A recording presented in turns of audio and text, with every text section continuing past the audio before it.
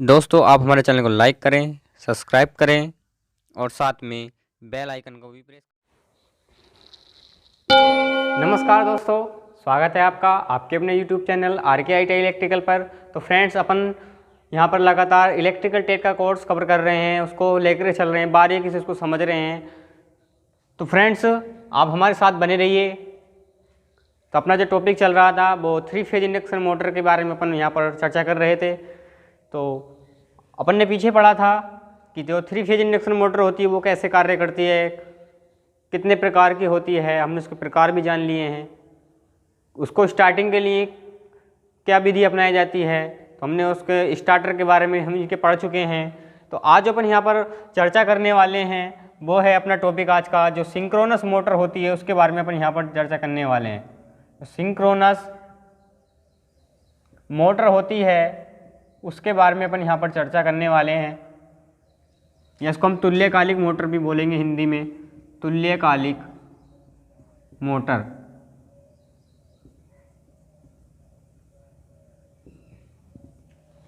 तो फ्रेंड्स देखिए, ये जो तुल्यकालिक मोटर या इसको सिंक्रोनस मोटर बोलेंगे, इसको समझने के लिए आपको पहले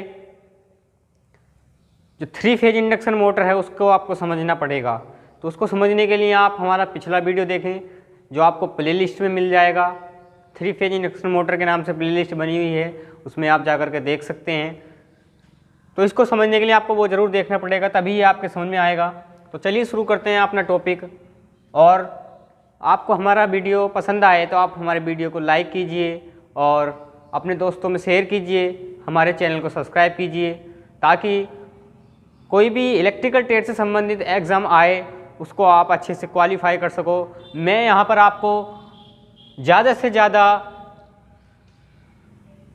बारीकी से आपको यहाँ पर समझाने की कोशिश करूँगा, और मैं आपके लिए यहाँ पर प्रश्नोत्तरी भी लाता हूँ, और प्रश्नों को साथ साथ ही मैं यहाँ पर टॉपिक के साथ साथ ही मैं आपको बताता जाता हूँ कि किस तरीके से क्वेश्चन बनते हैं, कहाँ से कैसे क्वेश्चन बनता है, वो मैं आपको बताता चला जाता हूँ। तो चलिए शुरू करते हैं अपना टॉपिक, तुल्यकालिक मोटर।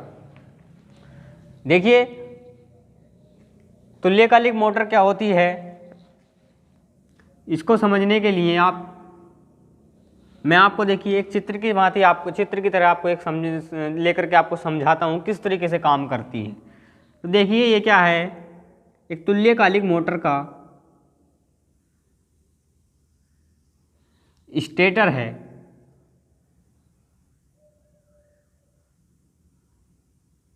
तुल्यकालिक मोटर का स्टेटर हम यहाँ पर बना रहे हैं।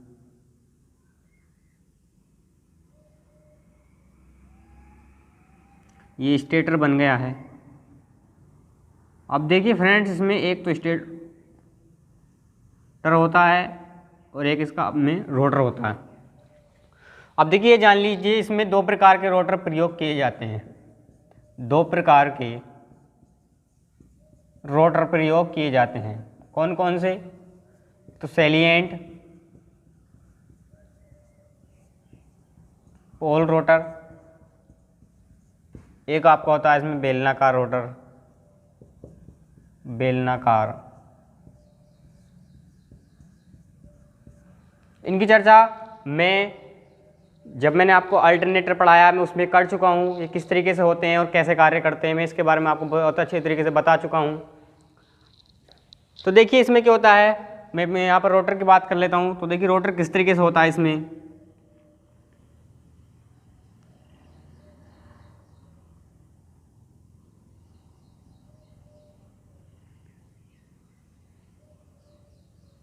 ये इस तरीके से रोटर होता है, इस पर क्या होता है, रोटर पर बाइंडिंग की जाती है, बाइंडिंग की जाती है यहाँ पर रोटर पर। तो देखिए, और इसमें रोटर बाइंडिंग में क्या था, हम डीसी सप्लाई प्रदान करते हैं। क्या करते हैं? डीसी सप्लाई प्रदान करते हैं, डीसी वोल्टेज इसमें प्रदान करते हैं। और जो हमारी स्टेटर बाइंडिंग होती है उसमें क्या करते हैं, हम एसी सप्लाई प्रदान करते हैं। क्या करते हैं? एसी सप्लाई इसमें प्रदान करते हैं। और जो स्टेटर की बाइंडिंग होती है उसे अपन यहाँ पर आर्मेचर बाइंडिंग बोलते हैं। क्या बोलते हैं?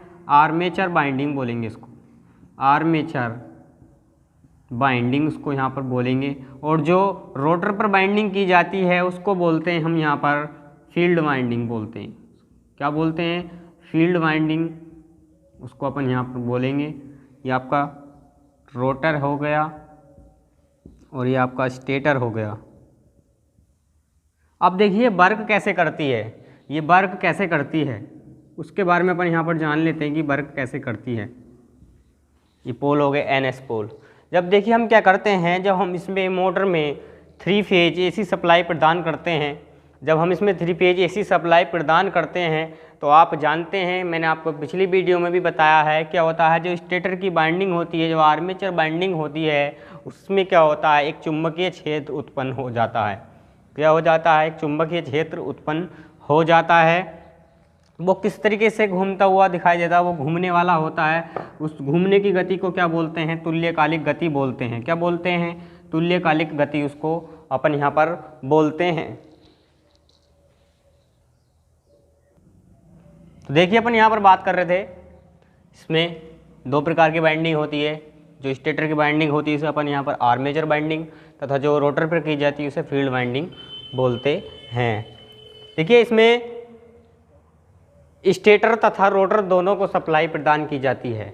स्टेटर तथा रोटर दोनों को सप्लाई प्रदान की जाती है। वो कैसे, देखिए आप देख सकते हैं यहाँ पर स्टेटर को तो क्या किया जा रहा है, यहाँ पर AC सप्लाई प्रदान की जा रही है, और रोटर को क्या हो रहा है, यहाँ पर DC सप्लाई प्रदान की जा रही है। अब आप देखिए थोड़ा सा समझ लीजिए स्टेटर में जो हम AC सप्लाई प्रदान करते हैं तो क्या होता है, इसमें स्टेटर बाइंडिंग में एक चुंबकीय क्षेत्र उत्पन्न हो जाता है। वो किस तरीके से होता है देखिए जान लीजिए। वो घूमता हुआ प्रतीत होता है। वो इस तरीके से देखिए, पहले ऐसे घूमेगा, ऐसे घूमेगा, ऐसे घूमेगा, ऐसे घूमेगा, ऐसे घूमेगा, इस तरीके से घूमता हुआ प्रतीत हमें दिखाई देता है। और समझ लीजिए, देखिए ये आपका N पोल हो गया, ये S पोल हो गया। अब क्या होगा, यहाँ से घूम करके N यहाँ पर आ जाएगा और ये S यहाँ पर पहुँच जाएगा, ऐसे समझ लीजिए। और यहाँ पर N होगा तो यहाँ पर S आ जाएगा आपका, यानी कि यहाँ पर N होगा तो यहाँ S होगा, यहाँ पर होगा क्या होगा, N हो जाएगा, यानी थोड़ा सा यहाँ पर N पोल थोड़ा सा आगे आएगा तो S यहाँ पर हो जाएगा। ऐसे थोड़ा सा यहाँ से आगे आएगा, इधर से थोड़ा सा आगे हो जाएगा, ऐसे ही हम यहाँ इधर हो जाएगा। देखिए तो ये आपको मैं समझाने के लिए थोड़ा सा बता देता हूँ। S और ये आपका N। तो देखिए ये इस तरीके से यानी चुंबकीय क्षेत्र घूमता हुआ प्रतीत होता है। अब इसकी कार्य प्रणाली के बारे में अपन यहाँ पर बात करते हैं कि ये किस तरीके से कार्य करती है। जब हम स्टेटर में 3 फेज सप्लाई प्रदान करते हैं तो क्या होता है, उसमें एक चुंबकीय क्षेत्र उत्पन्न हो जाता है जो वो इस तरीके से हमें घूमता हुआ प्रतीत होता है। अब देखिए क्या होता है, जब हम रोटर की बाइंडिंग में DC सप्लाई प्रदान करते हैं, जब हम रोटर की बाइंडिंग में DC सप्लाई प्रदान करते हैं तो क्या हो जाता है, यहाँ पर N और S पोल स्थापित हो जाते हैं। N और S पोल यहाँ पर स्थापित हो जाते हैं। अब क्या होता है कि जब यहाँ पर देखिए मैंने अभी आपको बताया कि इस तरीके से घूमता हुआ चुंबकीय क्षेत्र प्रतीत होता है, यानी घूमता है। तो यहाँ पर देखिए घूम रहा है, यहाँ पर N पोल आ गया इसका स्टेटर बाइंडिंग का घूमता हुआ चुंबकीय क्षेत्र का, और यहाँ पर S पोल आ गया। अब देखिए जगह अगर समान पोल हैं तो ये एक दूसरे को प्रति आकर्षित करेंगे, अगर विपरीत हैं तो क्या करेंगे, आप एक दूसरे को ये आकर्षित करेंगे। अब देखिए सपोज मान लीजिए यहाँ पर N पोल है तो घूमता हुआ यहाँ पर क्या होगा, यहाँ पर N पोल भी आएगा और यहाँ पर S पोल भी आएगा। जब ये एक दूसरे के विपरीत हो जाएंगे तो क्या होगा, ये रोटर को यानी इस चुंबकीय क्षेत्र, ये चुंबकीय क्षेत्र जब इनके विपरीत होगा तो क्या होगा, एक दूसरे को ये आकर्षित करेंगे एक दूसरे को, और क्या होगा, ये रोटर घूमने लगेगा। क्या होगा, ये रोटर घूमने लगेगा। देखिए मैंने भी आपको बताया कि जब हम स्टेटर में सप्लाई प्रदान करते हैं तो चुंबकीय क्षेत्र उत्पन्न होता है जो वो इस तरीके से घूमता है।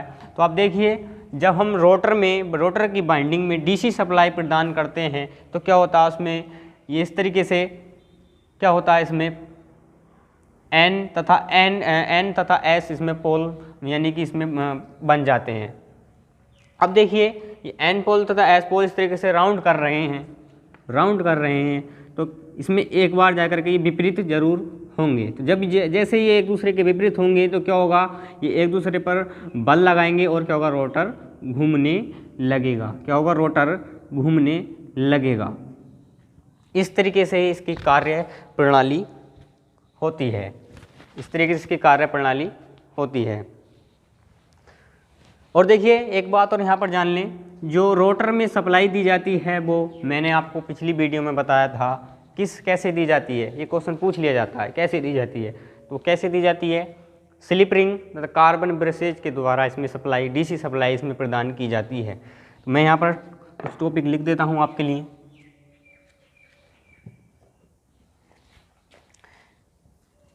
स्टेटर को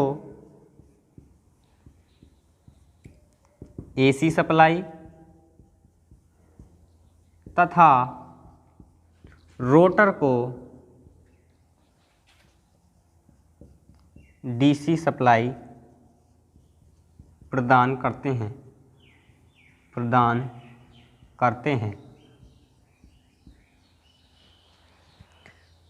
स्टेटर करते हैं और स्टेटर की बाइंडिंग को अपन यहाँ पर स्टेटर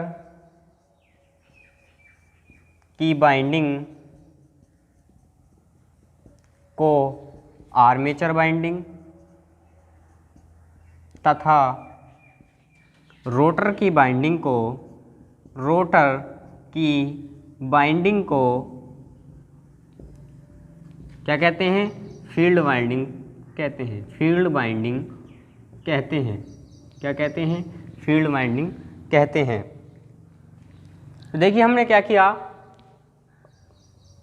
यहाँ पर एसी सप्लाई प्रदान करी स्टेटर में और क्या हुआ, इसमें एक चुंबकीय क्षेत्र उत्पन्न हुआ।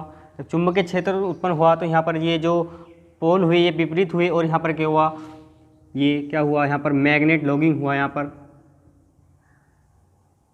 मैग्नेट लॉगिंग हुआ, चुंबकीय लॉगिंग हुआ यहाँ पर। और क्या हुआ, ये रोटर इसकी घूमने लगेगा। एक क्वेश्चन ये बनता है कि सिंक्रोनस मोटर में रोटर की गति कैसी होती है। रोटर की गति कैसी होती है, तुल्यकालिक गति के बराबर होती है। यानी जितनी गति तुल्यकालिक की होगी उतनी ही गति यहाँ पर रोटर की होगी। क्यों होगी, क्योंकि आप देख सकते हैं मैंने आपको यहाँ पर बता दिया है कि क्या होता है इसमें, जब हम डीसी सप्लाई प्रदान करते हैं रोटर बाइंडिंग में तो क्या होता है, यहाँ पर एन और एस पोल बन जाते हैं। इससे जब इसमें चुंबकीय क्षेत्र घूमता है तो ये आपस में क्या होते हैं, ये विपरीत हो जाते हैं और क्या होता है, यहाँ पर मैग्नेट लॉगिंग बन जाता है। इससे ये रोटर घूमने लगता है और ये रोटर तुल्यकालिक गति के बराबर ही गति स्पीड पर घूमता है। मैंने आपको बता दिया कि इसमें जो रोटर होता है वो तुल्यकालिक गति पर घूमता है। अब देखिए इसमें अगर मैं आपको से पूछूं कि जो रोटर है उसके बदलने की दिशा कैसे उसकी जो घूमने की दिशा है उसको हम कैसे बदलेंगे, इसको मिटा देता हूं मैं यहाँ पर। तो मैं बता दूं, रोटर के घूमने की दिशा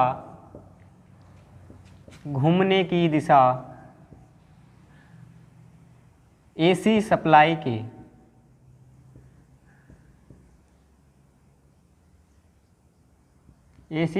के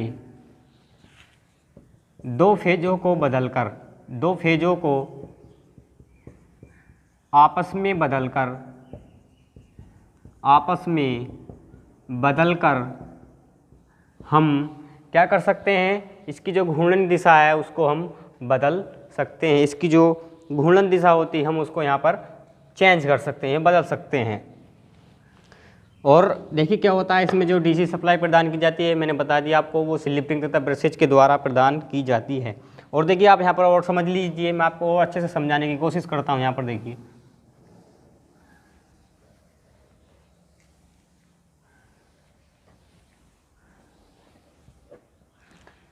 फ्रेंड्स, आपको अगर हमारी किसी भी वीडियो का, किसी भी टॉपिक का आपको पीडीएफ चाहिए तो वो भी आपको हम अवेलेबल करा देंगे। आप हमें कमेंट्स बॉक्स में कमेंट करके बता सकते हैं। देखिए क्या होता है, जब हम स्टेटर में क्या कहते हैं, three phase AC supply of starter stator, stator होगा यहाँ पे, स्टार्टर नहीं स्टेटर होगा। प्रोड्यूस, यानी कि जब हम स्टेटर में क्या करते हैं, पहले 3 फेज एसी सप्लाई इसमें प्रदान करते हैं, फिर क्या होता है, इसमें एक स्टेटर में घूमता हुआ चुंबकीय क्षेत्र उत्पन्न होता है। मैंने अभी बता भी दिया है, आपको समझा दिया है, और थोड़ा सा मैं आपको समझाने की कोशिश करूंगा। पहले क्या करेंगे, हम स्टेटर में 3 फेज सप्लाई एसी सप्लाई प्रदान करेंगे, फिर क्या होगा, उसमें जो रोड स्टेटर में क्या होगा, एक घूमता हुआ चुंबकीय क्षेत्र उत्पन्न होगा। फिर क्या होगा, अब क्या करेंगे, हम यहाँ पर रोटर की बाइंडिंग में, रोटर की बाइंडिंग में डीसी सप्लाई प्रदान करेंगे। क्या करेंगे, डीसी सप्लाई प्रदान करेंगे। अब क्या होगा, देखिए मैंने अभी आपको बताया था, क्या होगा बताएं। जब हम इसमें स्टेटर में हमने एसी सप्लाई प्रदान कर दी और रोटर में हमने क्या किया, डीसी सप्लाई प्रदान कर दी, तब क्या होगा,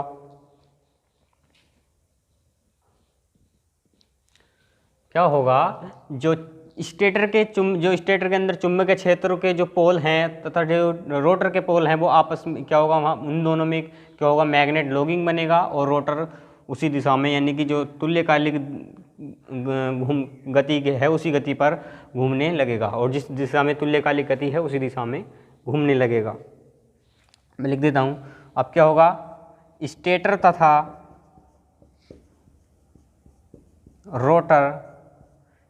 तथा रोटर के पोल के बीच चुंबकीय लॉगिंग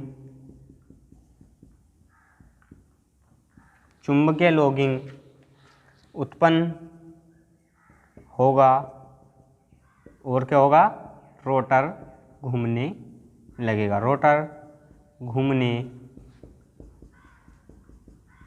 लगेगा। तो हमने देखा यहाँ पर कि किस तरीके से कार्य होता है इसमें, जो मोटर होती है।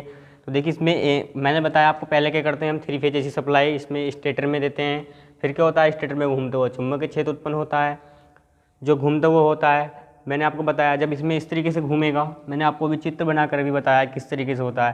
तो देखिए अगर मान लीजिए यहाँ पर एस नहीं, यहाँ पर एन पोल यहाँ पर है, तो क्या होगा, ये एक दूसरे को प्रति आकर्षित करेंगे, लेकिन कुछ कंडीशन ऐसी आएगी कि ये दोनों एक दूसरे के विपरीत होंगे, एक दूसरे के क्या होगा, ये विपरीत होंगे।